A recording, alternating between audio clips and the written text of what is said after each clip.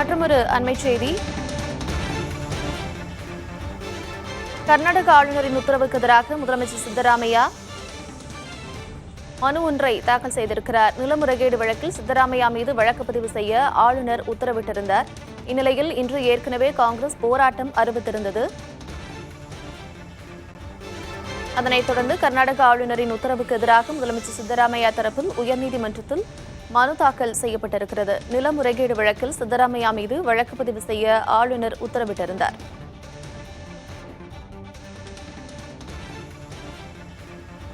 ஆளுநர் தாவர்சந்த் கெலாட்டை மத்திய அரசு இயக்குவதாக ஏற்கனவே குற்றம் சாட்டப்பட்டிருக்கிறது. கர்நாடக ஆளுநரின் இந்த உத்தரவுக்கு எதிராக முதலமைச்சர் சித்தராமையா தரப்பில் உயர்நீதிமன்றத்தில் மனு தாக்கல் செய்யப்பட்டிருக்கிறது. நிலமுறைகேடு வழக்கில் சித்தராமையா மீது வழக்கு பதிவு செய்ய ஆளுநர் உத்தரவிட்டிருந்த நிலையில் இன்று ஏற்கனவே காங்கிரஸ் போராட்டம் அறிவித்திருந்தது. இந்நிலையில் சித்தராமையா தரப்பிலிருந்து உயர்நீதிமன்றத்தில் மனு ஒன்றை தாக்கல் செய்திருக்கிறார்.